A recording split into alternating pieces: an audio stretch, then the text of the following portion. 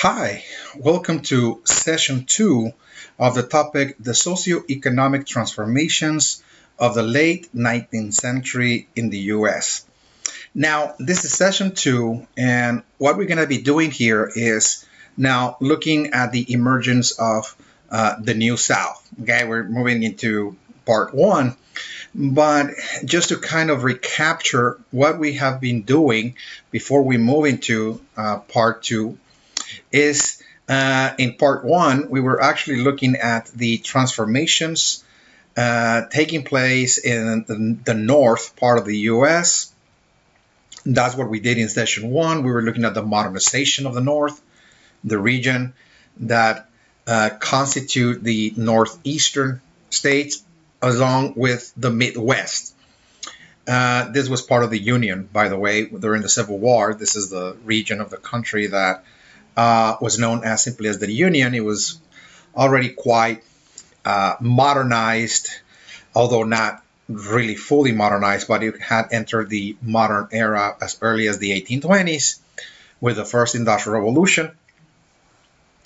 And this was a region that had quite developed industries, textile factories, railroads, canals, and was already operating under what's called a wage labor economy. And it was already experiencing the kind of changes that we're going to see in the second industrial revolution, but far more profound, okay, in a more profound way, because after the Civil War and Reconstruction process, what the North is going to go through, as well as to a certain extent the South as well, is a second wave of industrialization. Again, the North is going through what's called a second industrial revolution, in that we're going to see now the emergence of new industries. We were looking at, of course, the steel and railroad industries, the mining industries, oil, electricity, pharmaceuticals, industries, and the beef industry. And again, they're going to be now housing thousands of workers at any given factory or plant. Again, that is going to emerge across the northern cities. They're going to be gigantic. Again, the operations, the scope, the size of those industries are going to be monumental. And so with that, what we're going to see is hundreds of thousands, eventually millions of people moving towards those industrial centers where the industries were propping up. Of course, we're going to see, of course, migrations, okay? Migrations of American farmers moving there. Northern farmers are going to be flocking to those cities in great numbers. 7 out of 10 farmers in the United States, in the North, particularly in the North, are going to be moving to cities now. Okay, there's a recongregation of populations now around cities in search for jobs. Of course, people are looking for cash, for wages, salaries, and the like. And there's going to be also a substantial number of African Americans moving from the South up north, about 500,000 or so, in search for jobs as well. And we were talking about how there's going to be also European immigration as well taking place. About 25 million European immigrants are going to move into those cities. Likewise, in search for jobs. And that's one of the reasons why we're going to see the rise of this new social setting in the North, from which by the turn of the century, most people are going to now live. Most people in the North are going to, by the turn of the century, by 1900, they're now going to live inside of those cities. That is to say, they're gigantic, they're large, with large populations, and they're very diverse ethnically as well. We were looking at all that again in session one, in terms of the strategies that immigrants use to cope with the changes, again, of relocating to a new country, moving into large industrial cities in the U.S. We looked at that, quite closely. We were also looking at the layout of the city, the slums or the working class section called ghettos, the ethnic sections, the ethnic communities, and also the suburbs. And we were looking at also at urban culture at the very end. We were looking also, at culture. What was life like in the city, what was important for people in the late 19th century.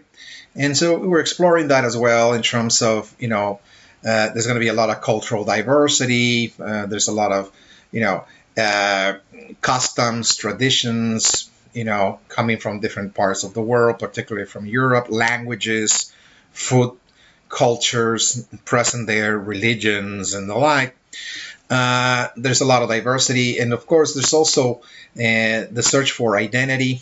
There's a lot of people that are in search of looking at trying to find themselves, trying to really identify themselves in this large city, and they're gonna pretty much start creating their own cultures, their own personal identities through fashion, through dress, through hairstyles, body modifications, and the like, because the city is just so different from the small communities from which people came from, in which everybody knew each other and the culture was very uniform. But here, there's no uniform culture.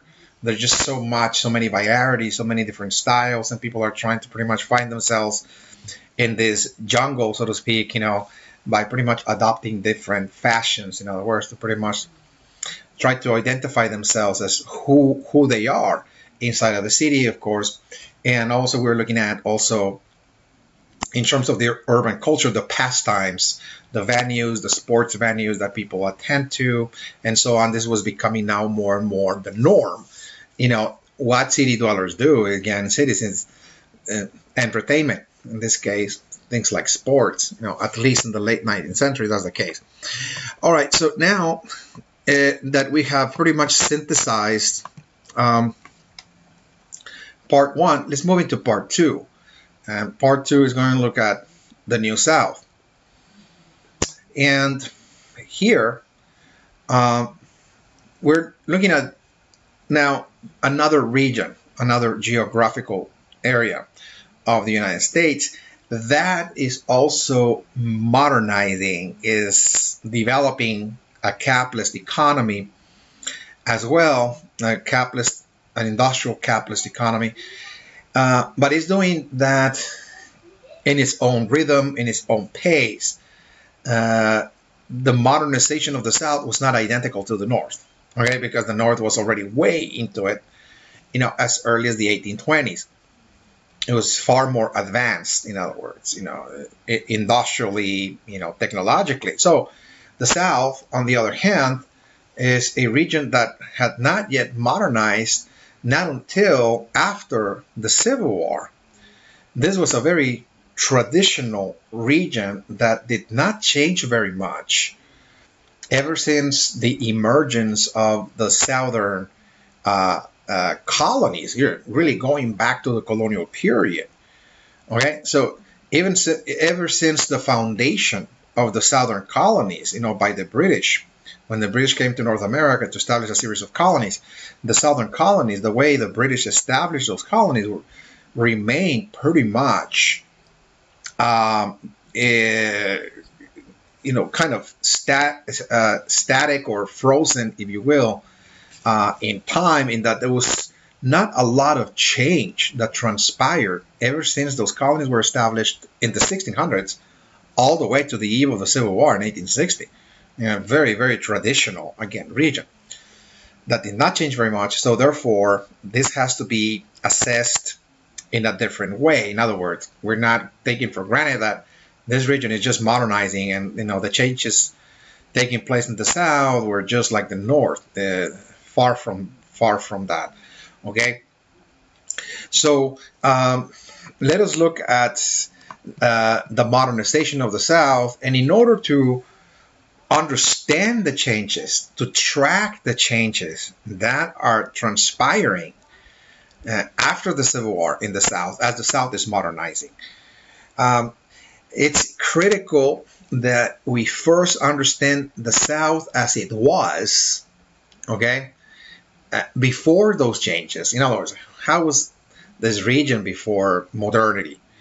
I just mentioned that it was very traditional. Yes, it's true, but in what ways? How people lived? How was society structured? And what were people's lives like and economic activities like. So we can understand how that way of life, those social structures, are going to change with the coming of modernity to the South, with the coming of industries, particularly in a capitalist economy, how the lives of people in this region are going to change. Okay, so this is going to enable us to see the world before and then after. In other words, have a good, you know, comparison, a compare and contrast, so to speak, kind of analysis. All right, so let's look at first and foremost the South as it was. Okay, first and foremost. All right, so uh, I mentioned just a few moments ago that um, this region, the way people live, the way people lived in the South prior to modernity was a way of life that was established very early on when the British came from Europe in the early 1600s, 1607, 1608, 1609, to establish the very first southern settlements. In this case, we're talking about Jamestown, Virginia. Virginia is one of the southern states, the forerunner. This is the very first, southern colony, that the British established. And after Virginia, the British established the Carolinas, uh, South and North Carolina, and then eventually Georgia. Okay, originally there were four of the original 13 British colonies. Four of them were considered part of this southern way of life, southern society, southern economy that was radically different from the society and economy of the upper colonies. Okay, so there were sharp differences again in how the colonies were set up by the British. Not all colonies were the same, but the bottom four, I mean, with the lower colonies as they were called, Virginia, the South, North Carolina, and Georgia, formed like a sort of region, so to speak, that was very similar. The colonies were very, very similar to one another. And in what way they were similar uh, is that those were plantation colonies. Okay, that the primary economic enterprise that sustained those lower colonies back in the 1600s was the plantation itself. Okay, the plantation system. Those colonies had what's called a plantation-based economy. In other words, okay, which differ from the upper colonies, like say New England, for example. Okay, we're not going to see plantations up north because it's just the weather, the climate. I'm sorry, the climate was radically different. If you want to compare the climate of the southern colonies and the upper colonies, like New England, there's no comparison. Again, in terms of the climate around the year, in the South is warmer, has shorter winters versus the climate of the North that has cooler climate and longer winters. That is to say, that span anywhere between 4 to 6 months in length. Up in the, let's say, places like New England. So what that means is that the lower colonies were more suitable for agriculture. Particularly what is called cash crop agriculture. Okay, cash crop agriculture. So what those plantations were actually intended to do is to grow certain agricultural commodities that had a high value in Europe and around the world as well. They were pricey. In other words, people were actually paying cash, whether it was gold or silver. Those were really, again, expensive, if you will, luxury items. Those were agricultural items like, for example, uh, cotton, tobacco, and of course the British also established sugar plantations in the Caribbean as well, in places like Jamaica, for example, in the island of Jamaica and the island of Barbados. Uh, the British were also growing sugar in sugar plantations again in the Caribbean islands, and again Barbados and Jamaica. But here in North America, what the British were actually doing is simply trying to grow products that they were going to make money from. In other words, this is this is a an enterprise, a business making enterprise. It's for profit, that is to say. So all of the agricultural products, like the tobacco, for example, and the cotton, were sent to England, and from England there will be a distribution and selling of that product again across Europe and around the world.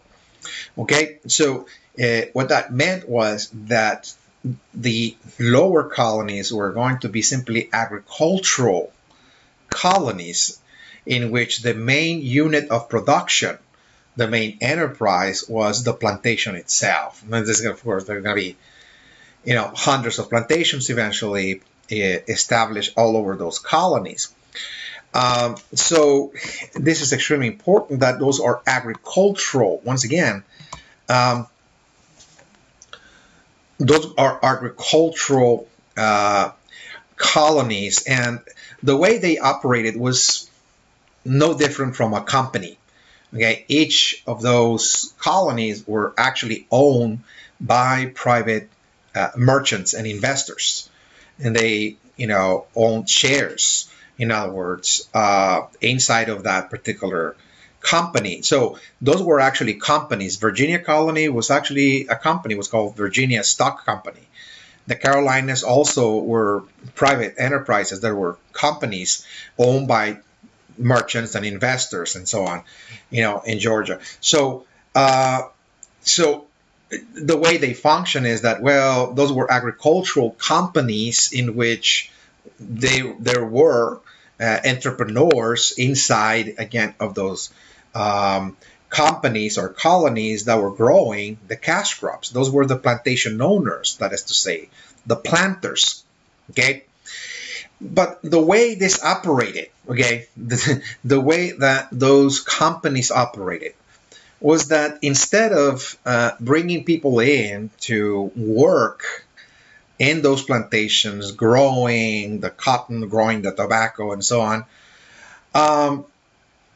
and somewhat, making arrangements with them in terms of payments and so on, that instead of doing that, those companies decided in the late 1600s that the workforce, the people that they were going to bring in inside of those colonies to work in the plantations, in the fields, the agricultural labor, that is to say, the agricultural workforce, were going to be slaves, in other words. Okay, so by the late 1600s, what we see is Virginia, and then later on Carolina, and then Georgia, are going to simply move towards slave labor, that is to say. Okay, and so therefore, the kind of society and the kind of economic system that those colonies are going to create ever since the 1600s was known as feudalism. Okay, feudalism, that is to say, feudalism. Okay, so what is really feudalism? Well, a feudal society or a feudal economy is one in which there's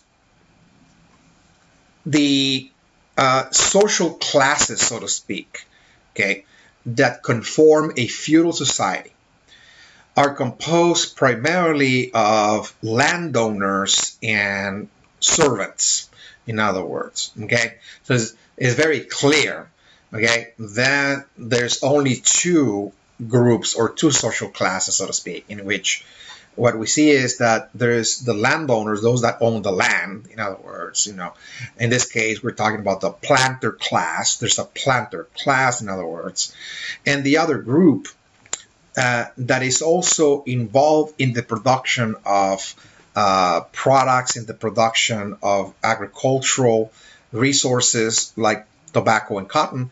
The workforce itself are made up of slaves. Back in Europe, feudalism also existed. But the way it existed in Europe is that you got a series of landowners that pretty much controlled the land, and the people that lived on the land uh, had to actually work for the landlord or pay tribute. In other words, you have to pretty much share a certain percentage of your product as a form of payment, as a form of rent, just to stay on the land of the landowner, because all of the land was owned by the nobility. Okay, the landowners in this case. Okay, and so all the land was really concentrated in just a handful of individuals, that is to say, and everybody else was simply living in the land of those individuals. So therefore, people had to pay tribute, labor in the form of labor. You have to work for the landowner, or you have to share whatever you're producing just to stay on the land, that is to say.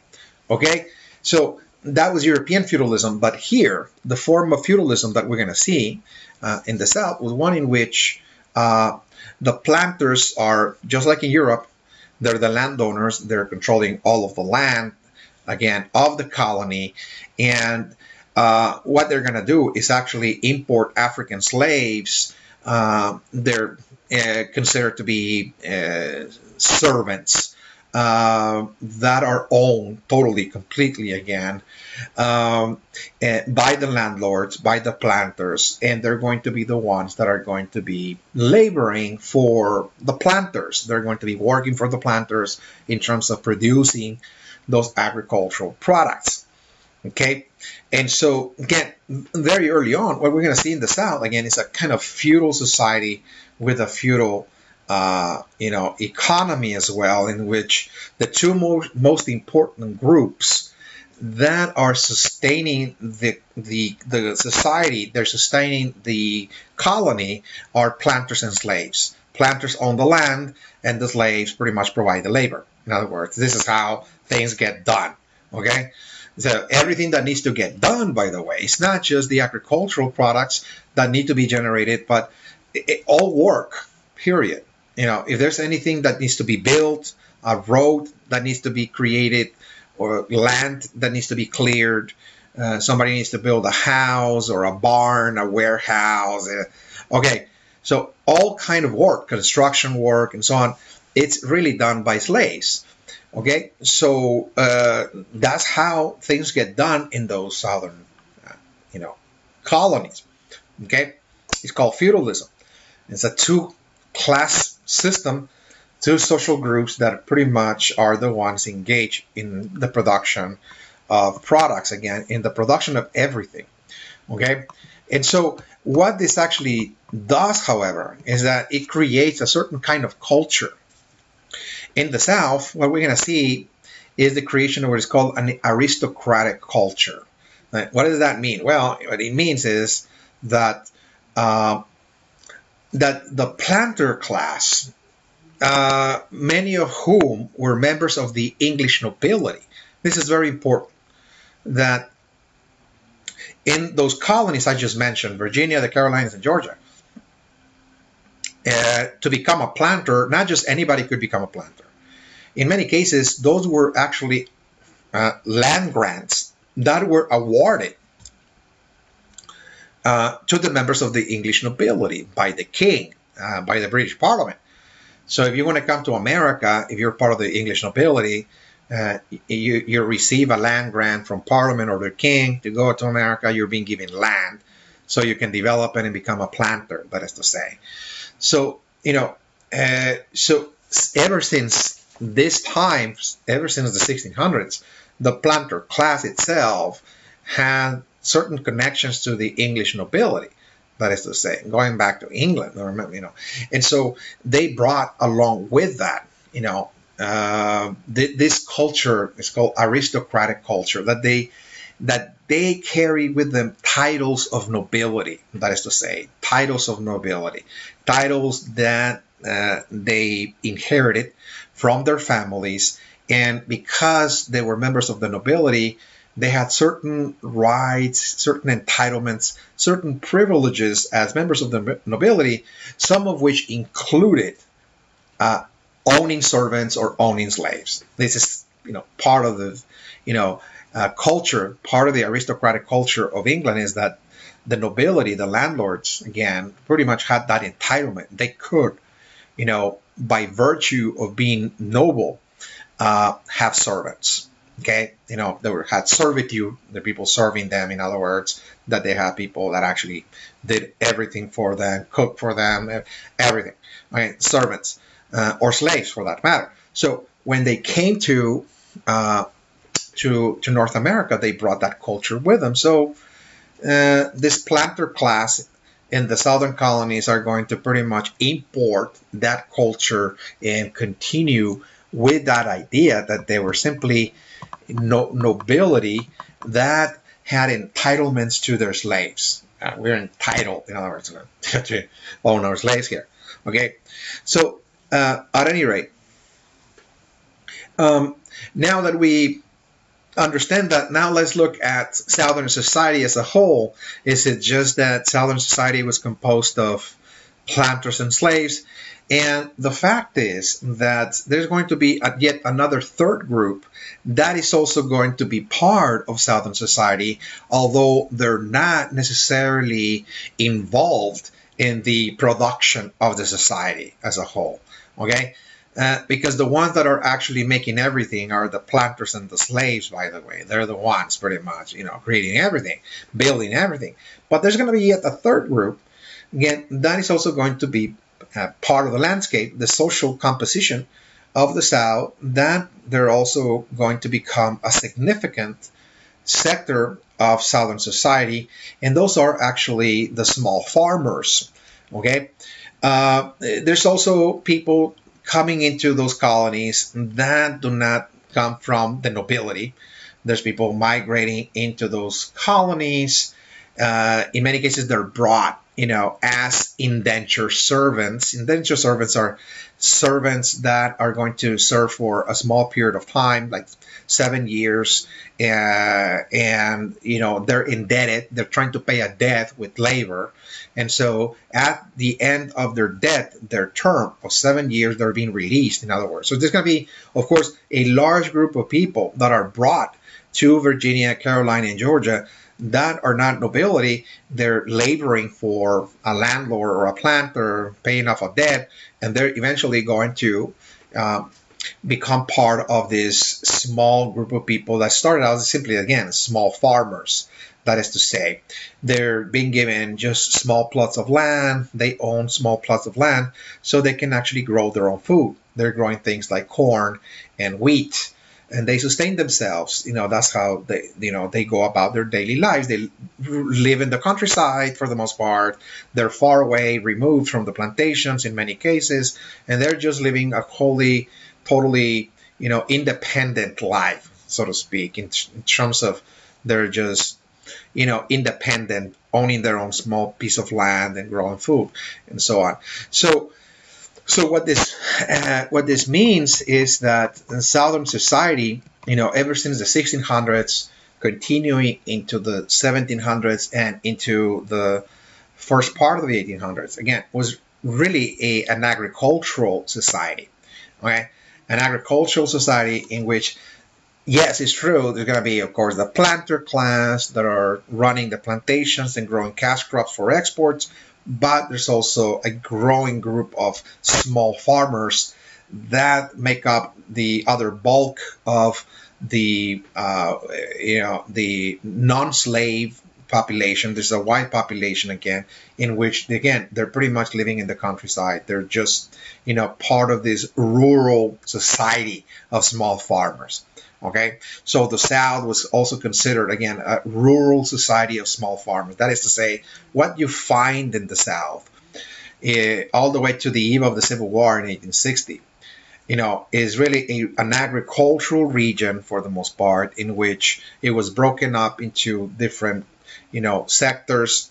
The most productive ones were the plantations, but at the same time, outside of the plantations, there's vast numbers of people living in the countryside, again, working the land. And so it is a rural society. Rural society means agricultural society. Agricultural society in which there's really an absence of industries and factories. Okay, even when the North was industrializing as early as the 1820s and 30s, when it was going through the first industrial revolution, the South, the fact is that it was not industrializing. Okay, it was totally, rural. It was agrarian, agricultural. That is to say, people live in small, nested farming communities. They lived in the countryside. They, worked outdoors, growing food. That's pretty much the livelihood, the lifestyle, in other words, of Southerners. And of course, there's an absence of factories, okay, or industries. There's no industrial development taking place in the South, and there's very limited railroad development. There are some railroads, coming to the South, but nothing compared to what the North is going through. There's a railroad revolution taking place in the North, spanning from the 1830s to 1850s. 22,000 miles of tracks built all across the North, whereas in the South, we got very limited railroad development. Okay, there were only a handful of southern states that developed railroads, and only for the purpose of shipping the cotton overseas. In other words, they just wanted access, to send the cotton to the ports, in certain places like New Orleans, for example, and Charleston, for example. Okay, and there were just a handful dots in the map, if you will, of exit points. Those were international ports from which the South was simply exporting the cotton. So it was not very, again, developed. This region, the South, was not developed. It was not industrialized. We don't see the development of modern transportation systems, and the vast majority of the population are simply working the land. Okay, and so now there's going to be, of course, a disruptive process that is going to disrupt that kind of social organization. Okay, that kind of rural society of small farmers that was actually dominated by a planter class that dominated pretty much the most productive land, and also that the system of labor that the planter class used to produce everything and to build everything was slavery. So all of that, again, all of that structure, all of that organization is going to be disrupted significantly with the coming of the Civil War and Reconstruction. The Civil War and Reconstruction pretty much shattered the South in terms of when the South attempted to secede from the Union and go in a separate way to create an alliance called the Confederacy, the Confederate States of America, and was now confronted to fight the North during the Civil War. The North wanted to unify, to bring back the South, to save the Union, that is to say.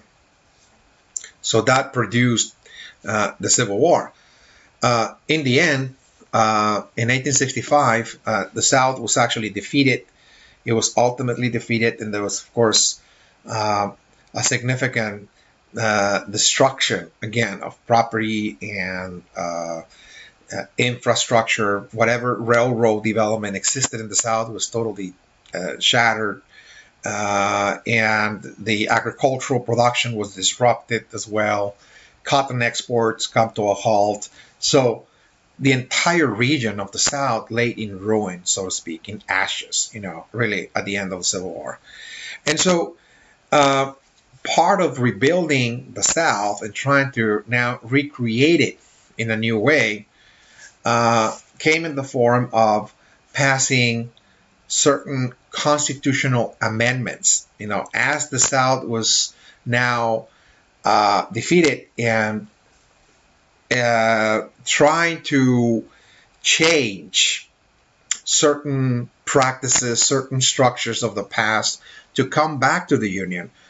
Uh, we see that the winning side, the Union, the North, went ahead and reformed the Constitution. It passed 3 amendments to make it, in other words, to raise the bar, to make it, not necessarily difficult, but to make significant changes in the South. So before the South was going to come back, the South needed to really conform to certain conditions, certain criteria, to be ready to be reaccepted back into the Union, and that is, of course, the 13th, 14th, and 15th Amendments. The 13th Amendment was the abolition of slavery.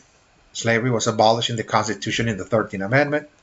So the system of labor, okay, that was fundamental to the entire Southern economy, uh, you know, uh, it's abolished in the Constitution. So the South cannot come back until they also abolish slavery. And the 14th Amendment granted citizenship to the freed population so they can become Americans. They're going to be African Americans, in other words, citizenship, the 14th Amendment. And the 15th Amendment granted the right to vote to the freed population, so they could earn rights and participate in the political life of the country, so their voices be heard, so they can actually also make decisions in terms of electing officials, through voting or perhaps even holding office as well. Okay, now so they can become fully integrated into the political life of the country, that is to say. And last but not least, another change that Reconstruction created for the South was the abolition of titles of nobility. I know if you recall a moment ago, I said that the planters that came from Europe, from England, came with land grants that were given to them by the king or parliament because they were members of the nobility. And in many cases, when they came to America, they continue identifying themselves as members of the British nobility. They even use those titles, like lords and so on. With Reconstruction, all of that culture, all of that aristocratic culture, in which people see themselves as members of the nobility, entitled, for example, to have servants or slaves, that also was abolished as well with Reconstruction. So we got, of course, now the conditions for the emergence of a totally new South, that is to say, okay, the creation of a new South. And that's exactly, again, what will enable us to understand the kind of changes that are now about to transpire as we move, into the decades after the Civil War and Reconstruction, when the South is now going to give rise to a whole new society and a whole new economic system as well. This is not to say that suddenly the South left everything behind, and we're going to see a totally a drastic makeover, so to speak. But despite the fact that there were certain carryovers or certain practices that were that continued in the South, there was a lot of things that actually changed. So here we're going to track those changes, the actual changes, the actual transformations that Southerners were going through as they're modernizing. Okay, just a second.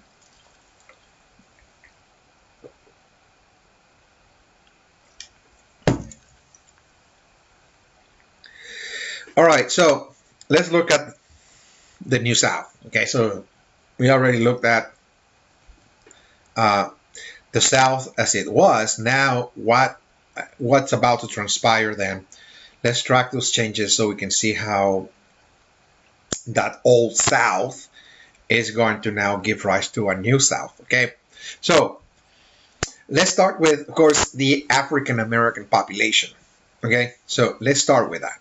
Okay, um, of course, as I just explained, um, we're talking about a sector of the population that goes back to the uh, the importation of African slaves back ever since the 1600s, of course.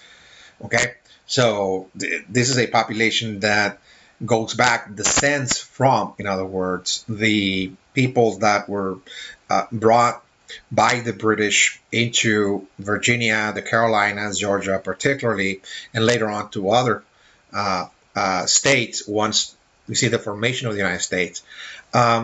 And they were brought as slaves, in other words. Okay, but now that the Civil War and Reconstruction changed all of that, that we see the liberation of all of the slaves in the South, and they were being given citizenship and voting rights in the Constitution. Okay, in the Constitution, the 13th, 14th, and 15th Amendments. Some of the changes that transpired concerning the African American community is precisely that we're going to see the formation of families and communities. Okay, the formation of families and communities, something that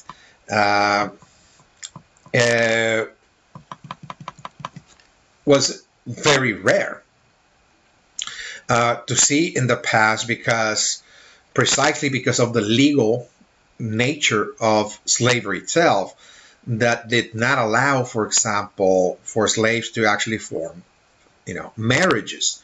It was not legal, in other words, for slaves to get married. They were not legally recognized. Not that they didn't get married, of course. They were inside of the plantations. There were families and so on, because that often happened, of course. It is true. But those were not legal marriages that were acknowledged or recognized or honored, again, in the states, okay, of the South, or even in the Constitution of the United States, of course. But now they are, because they're now citizens. They're citizens of the United States, so now they can be, legally recognized. So we're going to see now the emergence of what is called the African American family. Of course, this is a totally new development. Okay, and those families follow the pattern of the American family, in which the dominant figure of the family, well, at least, again, traditionally in the United States, is the male, of course. This is still a male-dominated society in which the male is supposed to be the head of the family. He's the one that provides, and so on and so forth. And again, why this is important, to note, is because, back in Africa, particularly the regions from which the slaves came from, in the west coast of Africa, it was actually the reversed. So if you go back to Africa, it was actually the female that was the leader of the family, and in many cases the leader of the village. It was a more female-oriented kind of society. Okay, that even inside the family, it was the female that made the most important decisions, and so on. So it's because this connection, to Africa had been, lost to a certain great extent by centuries of enslavement. The slave population prior to the Civil War had lost pretty much, their connections, again, to certain African traditions. Not totally, but there were significant changes that transpired, that by the time of the Civil War and Reconstruction, when the slaves were freed and now they're forming families, they're pretty much forming families according to the dominant culture, okay, of the United States, in other words. Okay, and also the formation of African American communities, because as we indicated in session one, that in many cases what happens is that people that belong to the same ethnic group come together and pretty much congregate or form clusters, so they can maintain a sense of community, a sense of belonging, as you kind of mingle with people that you share certain similar attributes, certain backgrounds, and so on. You know what happened to the ethnic communities in the northern cities? Italians living together with other Italians, or Greeks. There's Greek communities, or German, Jewish communities, and so on in the northern cities. Likewise, in the south, what we're going to see is also the congregation of African Americans living also in communities as well, you know, for mutual aid, mutual support, to create a sense of community as well. It was pretty much, you know, part of the pattern of, you know, social behavior during this time that is still prevalent even today. Now, in terms of their economic activities, well, now that they're free, they're no longer in bondage. They're not forced to work for a master or a planter.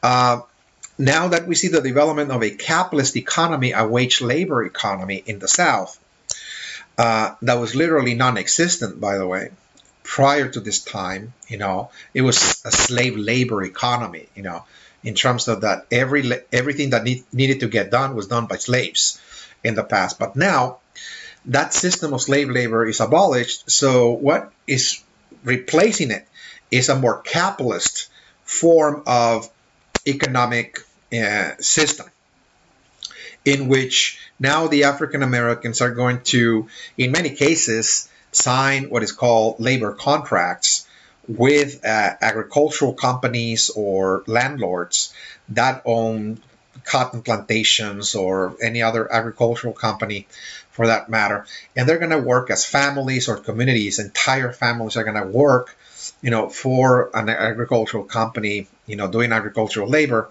you know, and they're going to be getting paid now, but they're bound to work for seasons or for a year, etc., because they're signing a contract, that is to say. Okay, it's called labor contracts. And there's also something called sharecropping, in that in many cases also what African Americans are doing is under the system of sharecropping is that they make arrangements with a landlord to live in the land of the landlord and uh, provide also labor services to that landlord as well, you know, just to live in the land there. And so some of those services or arrangements, payments, involve, again, growing certain crops for the landlord. In other words, look, the landlord is going to say, look, as a form of rent, why don't you grow me some cotton again in this piece of land over here? Okay. And so by growing that cotton, you can also grow your own food. You can grow your cotton, whatever you want to grow, but a certain percentage of the fields that I'm actually giving to you, I want a share of that. In other words, whatever you're growing, whether it's cotton, whatever, okay, I want a share of that as a form of rent. It's a payment, in other words, called sharecropping, in other words, okay, which is, you know, very similar to what happened in Europe. As I mentioned, in Europe, there were landlords, you know, and that owned all the land, and the people that, the rest of the population, you know, in England actually lived in the land of the landlord. And in order just to stay on that land, you needed to actually render tribute, pay in the form of labor or a share of the crop of your product, again, as a form of rent, just to stay on the land. So this is, again, it's called sharecropping, by the way. It's something very similar to what's happening here now in the New South. Okay, so at any rate, so let us go back here. All right, so besides those changes, okay, besides the changes taking place within the African American population, there's also other more, if you will, more dramatic changes taking place across the South with now the coming of industry. Now we're going to see the rise of industry. This is going to be the first wave of industrialization that is going to take place across the South.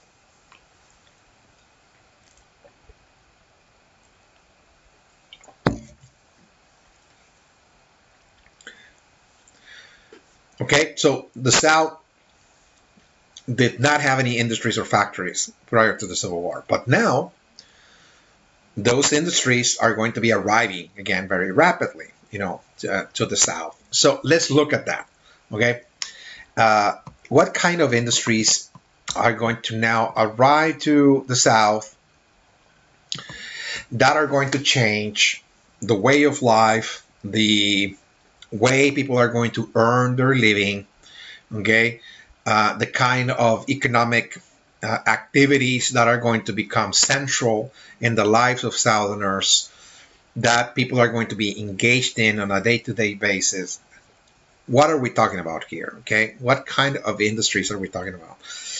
So again, there's now an industrial revolution about to take place after the Civil War across the South that is going to bring now new enterprises. There's going to be factories, industries, mines, and so on, manufacturing plants, and so on of all sorts that are going to take center stage in the economy of the South and displace the plantation, as to be the primary, you know, unit of production. Remember, the plantation was central in the South. This was the main enterprise. Okay, that was the most important, the most productive, the most profitable enterprise in the South. But we're moving now to the most industrial commercial economy, in which industries, factories, and people producing for the market, people trying to make money. Again, this is what people are going to be now doing. That is going to be taking center stage. The most productive, again, economic activities are going to be industries and commerce, in other words. Okay, so let's look at the industries that are arriving very rapidly to the South that are going to create all of those changes. Okay, so number one, the iron and the steel industries. Okay, um, remember, all of those industries are new. They have never even existed in the past in the South. Okay, unlike the North. So unlike the North, this is the first time that Southerners are going to now experience, okay, industry. So the first industries that are arriving very early on in the South are the iron and the steel industries. And the reason why this happens is because in the state of Alabama, scientists discover large deposits of iron ore. So there were several possibilities. One is, well, let's just create a mining company there, mine the iron ore, and through the railroad, just ship, the iron ore up north to Pittsburgh, where it's going to be smelted in the steel plants and so on. And, that's about it. The other possibility is, well, why don't we just build a steel plant there? In other words, okay, so there's going to be, of course, investors that are going to be now creating a steel industry in Alabama, in Birmingham, Alabama. This is the little town. It was about 5,000, perhaps 10,000 people lived there at the time of the discovery. So by the time that when this mineral was discovered, there was just a few thousand people there. Okay. And again, that created an economic boom. Once again, we're talking about an economic boom that is going to attract eventually millions of people into that center in search for work, because there's going to be a mining industry that is going to engage in the mining of the iron ore. And then there's going to be, besides the mine, there's going to be a steel plant, again, furnaces that are going to be smelting the iron ore, liquefying and producing steel. And so, again, we're going to see that Birmingham, Alabama, in only 30 years, from 1870, when those discoveries were made, by the turn of the century, by 1900, it was 750,000 people already, there. So it's a dramatic increase in population from only 5 or 10,000 to, 750,000 or something. Okay, so it's a dramatic, of course, shift. So this is, something new. It's not just industries, but it's also, the creation of a large city. Okay, the creation of a large city. And remember that the people that are flocking there are Southerners that live in farms. Okay, there are farmers, Southern farmers, Remember, this was a rural society. Okay, so there's a rural society that are going to see this as a once in a lifetime opportunity. Look, there's going to be jobs there. There's a lot of money. There's a lot of merchants that also want to move there to open up a shop, a business, to provide services to the newcomers, lodging, hotels, restaurants, and the like. So it's not just workers. There's also merchants, of course, and commerce. Remember, it's a commercial economy. People are trying to make money. There's a lot of businesses, generated here. Okay, so this is an important transformation taking place, okay, in the South with this industry. Okay. Second, we also see another industry on the rise in the South, the textile. The textile industry, something that was the monopoly of the North. The northern eastern states of the country were the ones that industrialized first, thanks to the development of textile industries, that's clothing manufacturing, that is to say, like New England, for example, Massachusetts, Rhode Island, Connecticut, New Hampshire. Outside of New England, there was New Jersey as well, New York as well. Clothing manufacturing, it's really the monopoly. It was all of the clothing made in the United States was made in the Northeast before the Civil War. But now there's going to be a boom again of clothing manufacturing, industries across the South because it was very strategic to do so, to do investment, for investors to say, look, we're going to actually, bring those industries to the South because, look, the South has pretty much everything that those textile factories need. And that is, number one, labor. Yeah, there's millions of farmers that will gladly take on those jobs. In other words, we're seeing the rise of a wage labor, economy, people working for wages. So why not, seize this opportunity that there's labor, but there's also cheap cotton. Where's the cotton grown in the country? In the South. All the South, again, is about the cotton plantations, cotton agriculture. So instead of waiting for the cotton to be shipped up north through the railroads, why don't we just move south? There's plenty of labor, there's the cheap cotton, and this combination is going to give us again a boom in textile factories, of course. So there's going to be a boom, across the South of many textile factories, clothing manufacturers, of course, all across the South. That by 1900, the South was already not only rivaling, but it was surpassing New England as the number one producer of clothing for the country. Imagine. So when we talk about American-made clothing, prior to the Civil War, it was all made in the North. But by 1900, the vast majority, again, of this clothing is made in the South. So this is a dramatic shift in the way people live because they're migrating, once again, to cities. The textile factories are located in large cities, and so Southerners are moving there now. They're working for wages, okay? They're working for wages, and this is going to be something totally new. How Southerners are going to earn their living is by earning wages, in other words, okay? So working in factories. They're moving to cities now, okay? So the third industry that also had a transformative effect on the life of the South was the tobacco industry. Okay, the tobacco industry is something that goes back to Virginia. By the way, Virginia colony was the home of tobacco, so to speak. Okay, this was a tobacco company. Virginia Stock Company was originally a tobacco company, actually owned by British investors. So tobacco was grown there, it was exported back to Europe. So this is a region that actually had traditionally depended upon tobacco agriculture.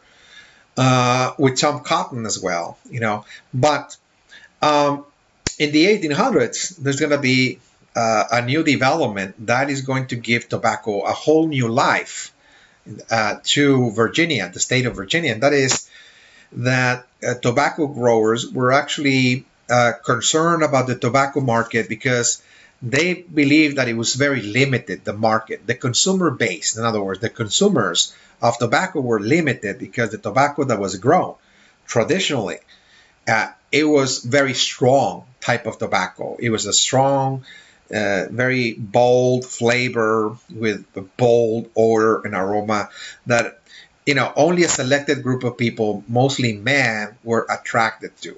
But what they wanted was a milder, a sweeter kind of a strain of tobacco that would be more attractive, to more people, not just men.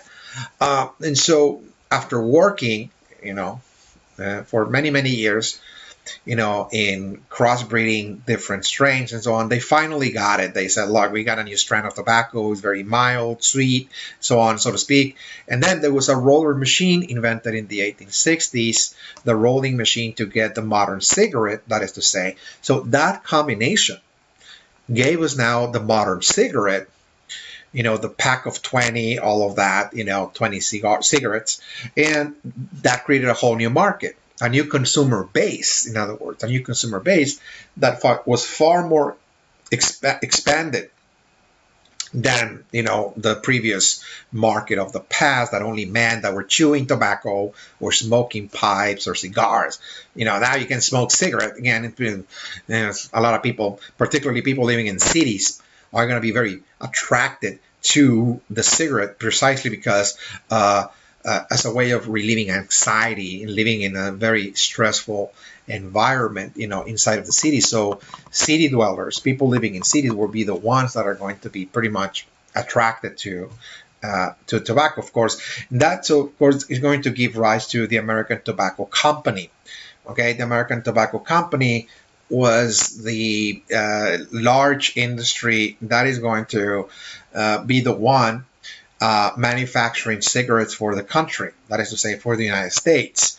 So it's a large company, a large corporation, if you will, that hire tens of thousands of workers. So the life of Virginians are changing because now there's a new opportunity. That instead of just farming and growing your own food, you can work for this company. There's so many departments you can work inside of the company. Okay. There is, of course, the manufacturing process. There is the distribution, the marketing, and the sales, the management. There's so many different areas where you can work. So that was, very attractive, for Southerners. And this is going to further help the industrialization, okay, of the United States, particularly the South. Talking about the life of Southerners in this case. Okay, all right. So the fourth industry that is going to come to the South, transforming the life of Southerners, is Coca-Cola Company. Okay, Coca-Cola. That is going to be headquartered in Atlanta, Georgia, by the way. Just like the American Tobacco Company was headquartered in Richmond, Virginia, Coca-Cola is in Atlanta, Georgia, another southern state. Okay, so so the story of Coca-Cola is pretty interesting because it all started as a medicine. Okay, it was a botanist, chemist that went to South America. He was in search for indigenous plants, Native American, medicine. And he wanted to bring some of those plants to North America to make a brew, a syrup for people to use it for medicine. And so, of course, by going to South America, he came across, of course, a plant that bears the name, of course, of the product, and which the indigenous peoples use for totally different purposes, by the way, okay, and more religious, ceremonial purposes, and so on, medicinal. And so he came to the States and he made a brew with the leaves, and it was actually sold as medicine for migraines, for lack of energy, for stomach problems, and the like. You know, and it was in the 1870s. He was actually the botanist who was actually making some money with it, uh, but he ran into some financial problems, and he was forced to actually sell the formula and the rights of that formula to some investors that bought the formula not to make medicine from, but to use it to create like an energy drink, a soft drink, that is to say, but it was energy. Because people in the city complained that they needed something to, keep up with the pace of work, or long hours of the workplace with the traffic, their errands, and etc. It's a high paced, life inside of the city. And so what they said, well, this gives you energy. Well, just put some sugar, actually sell it to people as a soft drink. Okay, and so it was a great success because now people were just drinking it for just staying awake, in other words. So you create a huge market, and we're going to see the boom of Coca-Cola, of course, in the 1880s, from 1880s onwards again.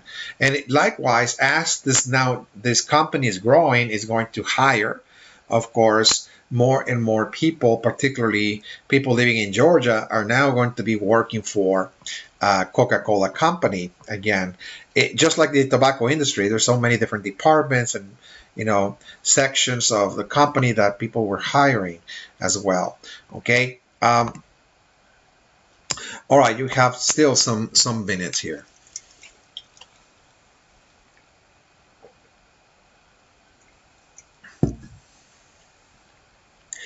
All right, so now that's another change. Now another change that is going to take place here is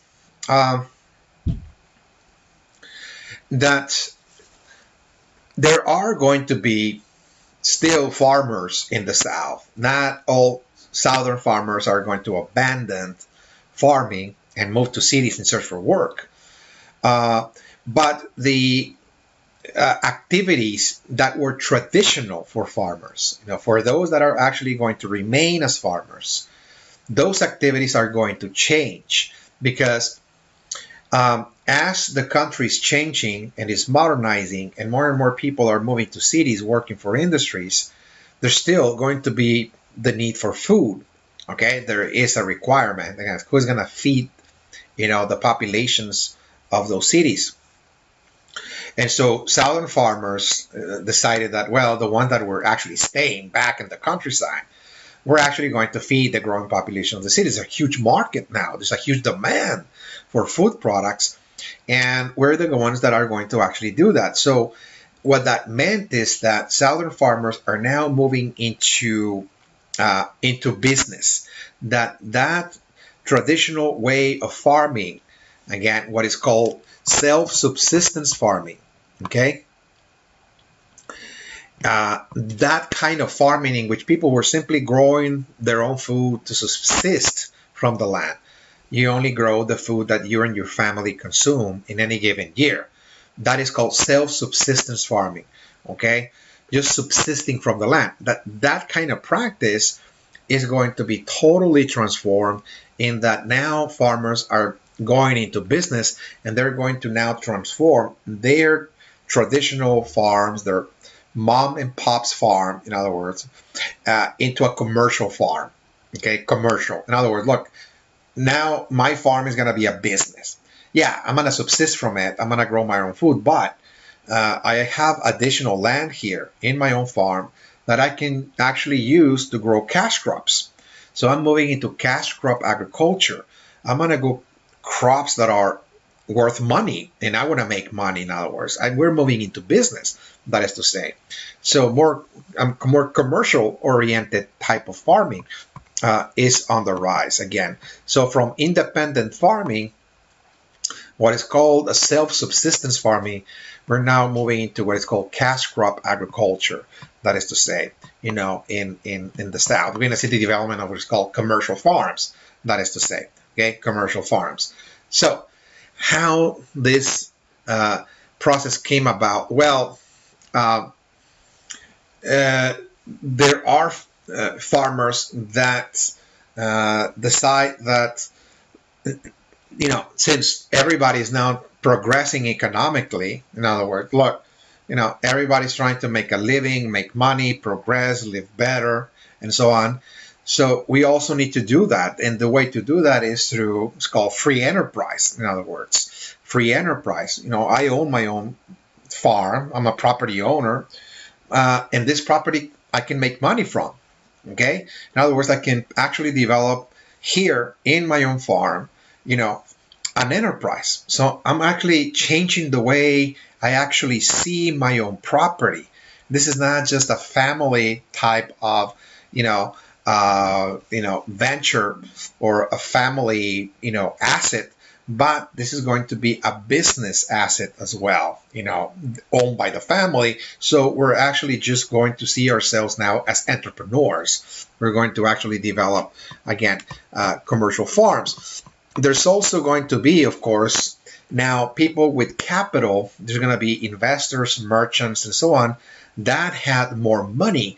That what they're going to be doing in the South is buying a lot of land in order to create what is called agricultural companies. In other words, there's going to be also people moving into the food business, again, growing food, cash crops as well, things like wheat, corn, also growing cotton as well, vegetables as well, fruits.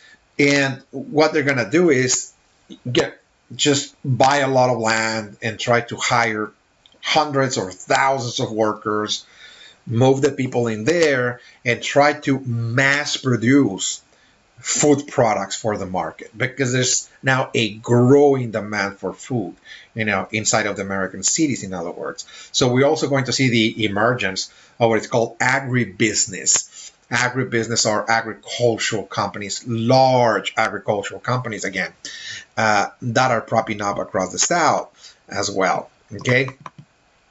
And so another, feature of this transformation, in other words, what do we expect then to change in the South in terms of the farming practices? The kind of techniques and tools that people use to grow food in the South, how that is going to change as they're transitioning now to a more commercial type of farming. And what is actually going to change is that the Southern farmer realized that, look, if you're now seeing yourself as an entrepreneur and your farm is now a commercial farm, well, if you really want to stay in business and make money, you need to modernize your tools. All of your techniques, the tools that you're using to produce the food, you have to upgrade them. You have to get, you have to get the latest technology. Okay, you have to, acquire the new machinery, the new agricultural machinery. In other words, that it has become available, because there's no way you can mass produce by using those traditional techniques and tools that people used in the past, where you just, use the labor of your own family, your uncle, and so on. You take a mule outside, and you're trying to, mass produce and, move into business. What you need is, again, pretty much invest in what is called tractors. There's some tractors that you have to get fertilizers, because with intensive agriculture you can easily deplete the soil, all the nutrients, the minerals, and as soon as you get electrical service, you need to also invest in electrical irrigation systems. Buy a water pump, a motor, drill, try to look for water underground, and of course have some sprinklers so you can actually irrigate your own fields with electricity, because there's no way you're going to be, in business by simply relying on rain. Now, what happens when you get a bad year, for example? You're going to stay out of business. So if you want to be in business, you need to mechanize your system of production. You need mechanical processes. In other words, you need to invest in modern technology, machinery.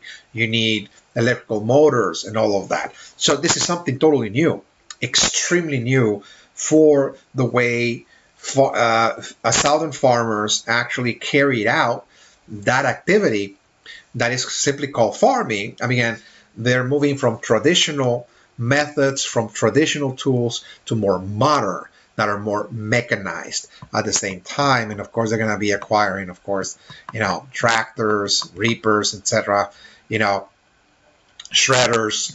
And there were some tractors that still were pulled by horses. There were plows, again, that were more mechanized but still had to be pulled by horses. Didn't matter. You needed to get a hold, again, of this new technology if you were to stay in business, that is to say. So the southern farmer, the life of the southern farmer is changing, most definitely. And last but not least, what we see is also transportation technology with the coming of the railroad. After the Civil War and Reconstruction process, the South is going to now develop a railroad with a company known as the Southern Pacific Railroad. Okay, there's going to be a railroad developed across the South that are going to interconnect the most important and most productive enterprises that involve, for example, cattle ranching, cotton production, steel, iron ore, agricultural products, and of course connect those industries, connect all of those regions with the West, okay, to develop again a railroad across the southern border, so they can actually reach California, for example, and Oregon. So the products of California and Oregon and all of those resources could be also shipped back into the eastern side of the United States for their manufacturing and consumption as well. So transportation technology is yet going to be another very important, again, change taking place in the South that is going to, once again, dramatically alter the way people live. Again, the coming of the railroad involved, of course, the massive building of rail lines that many Southerners participated in, of course. And now that there's a steel plants in Alabama, for example, it's also going to be very useful. The steel plants in Alabama that we just discussed, the iron and steel industries in Alabama, they're going to be also instrumental for the building of the railroad across the South. And of course, now the South is going to have a modern system of transportation that is going to facilitate the transportation of the products that, for example, Southern farmers are growing, because farmers are going into business, okay, in the South. They're growing food to make money, to feed the cities. So it was essential to build a railroad because there's no other way you can ship the food from the farm to the city. So that's another thing that producers in the South, whether we're talking about Southern farmers or whether we're talking about the textile industries or the Coca-Cola Company, for example, the tobacco company, and so on. So all of those industries require railroad for the transportation of raw materials, resources, and the distribution of products as well. Okay, so there is a new South on the rise. Okay, it's not necessarily changing at the same speed, at the same rate.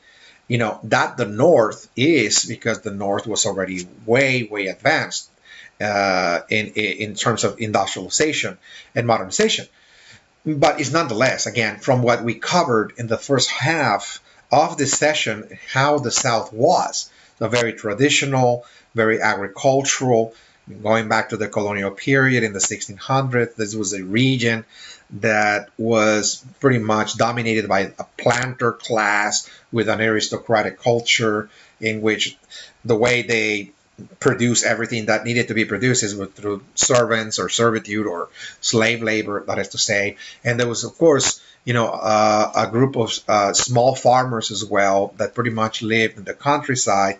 That traditional lifestyle, that traditional setting, which was very rooted in agriculture, was disrupted with the Civil War and Reconstruction.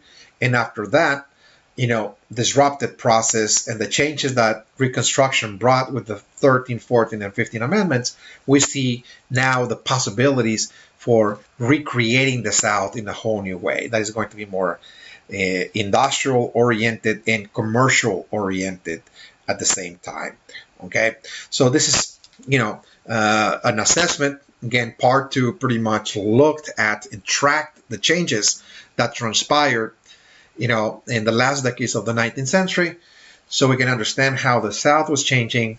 So when we come back in session three, we're moving into part three.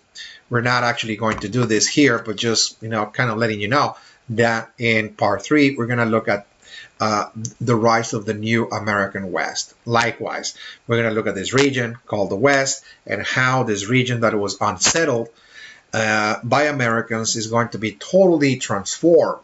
How the landscape will be transformed. We're going to see the rise of new industries as well. And of course, the transition of the Native Americans from being nomads, hunters and gatherers, to now live in communities inside of reservation. All of that, when we come back in session three, will be elaborated in depth. Okay, that's all I have for you. And I'll see you then in session three when we come back. Thank you.